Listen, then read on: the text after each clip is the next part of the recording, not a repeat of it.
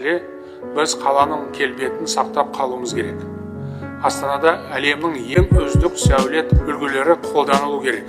Бұған дейін қаланың бірыңғай дизайн коды әзірленді. Бірақ бұл құжат қағаз жүзінде ғана қалды. Салынып жатқан кейбір ғимараттар бір-бірімен мүлде үйлеспейді. Қаланың оңтүстік шығыс ауданында сыртқы сипаты сын көтермейтін бей-берекет салынған нысандар көп. Тағы бір мәселе, қаланың келбетін бұзып тұрған ала-құла жарнамалар өте көп. Оның бәрі талапқа сай болу керек.